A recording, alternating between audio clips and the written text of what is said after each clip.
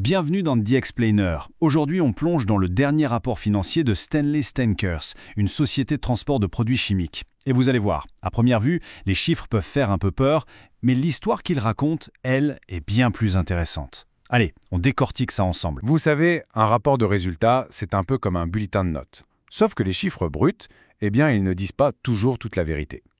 Notre boulot, c'est justement de lire entre les lignes, pour comprendre ce qui se passe vraiment en coulisses. Alors, on va commencer par ce qui frappe en premier, les gros chiffres, les titres.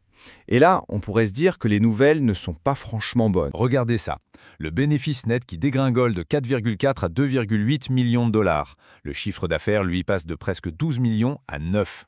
Ouf, de prime abord, le signal est quand même clairement dans le rouge. Du coup, la question qu'on se pose tous, c'est est-ce que c'est le début de la fin, un vrai signe de faiblesse, ou est-ce qu'il y a une autre explication?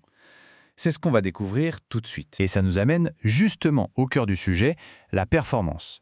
On pourrait dire qu'elle est en demi-teinte. En fait, il y a deux facteurs qui expliquent ces chiffres. Et ils nous racontent une histoire beaucoup plus nuancée. Le premier facteur, c'est un terme un peu technique, les jours d'indisponibilité. En gros, c'est très simple. Ce sont les jours où un navire est taqué pour des réparations ou de la maintenance, et donc où il ne rapporte pas un centime. Et au deuxième trimestre, ce chiffre a littéralement explosé. 131 jours. C'est énorme. Le rapport nous dit que c'est à cause d'un navire en cale sèche et d'un autre en réparation. Voilà, on a trouvé la raison principale de la baisse du chiffre d'affaires.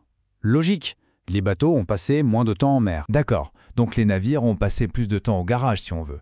Mais la vraie question, la question à 1 million, c'est quand ils sont en mer, est-ce qu'ils sont moins bons qu'avant? Est-ce que leur performance a baissé? Et pour répondre à ça, il faut regarder un autre indicateur, un indicateur clé dans ce secteur, le taux TCE, le Time Charter Equivalent.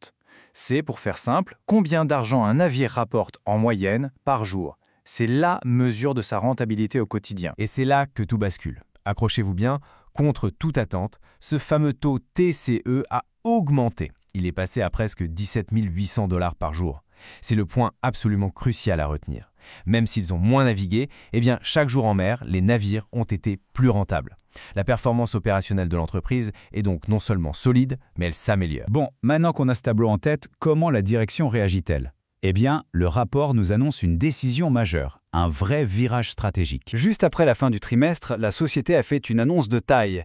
Elle a vendu l'un de ses 7 navires, le Gwen. Ce n'est pas rien, ça va clairement changer la structure de la flotte. Et la question qui suit, c'est que vont-ils faire de l'argent de la vente?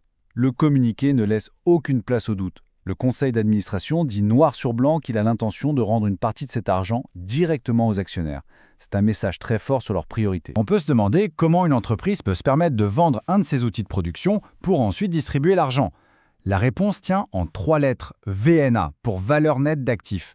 C'est en quelque sorte la valeur intrinsèque, la vraie valeur de l'entreprise. Et au 30 juin, cette VNA s'élevait à 5,44 $ par action. Ce chiffre, c'est la preuve de la solidité financière de l'entreprise. C'est cette santé de fer qui lui donne la confiance et la flexibilité de vendre un actif et de récompenser ses actionnaires. Et tout ça nous amène finalement à la question que chaque investisseur se pose. Très bien tout ça, mais pour moi, concrètement, qu'est-ce que j'y gagne? Alors voyons comment tout ça se traduit en retour sur investissement. L'histoire se déroule en 3 temps. D'abord, malgré la baisse du bénéfice, la société a maintenu son dividende trimestriel. Ensuite, elle a annoncé ce fameux dividende spécial qui va arriver. Et enfin, si on additionne tout depuis l'entrée en bourse, on arrive à un total de 2,36 $ par action déjà retourné aux actionnaires. Et pour que ce soit encore plus parlant, regardez ce graphique. L'entreprise a déjà rendu à ses actionnaires plus de 45% de tout l'argent qu'elle avait levé lors de son introduction en bourse. C'est une performance vraiment remarquable et ça montre un engagement très clair. Donc, pour résumer, la baisse de bénéfices cachait en fait une performance opérationnelle qui s'améliore et une stratégie très agile. L'entreprise se retrouve avec moins de bateaux, c'est vrai, mais avec beaucoup plus de cash et de flexibilité.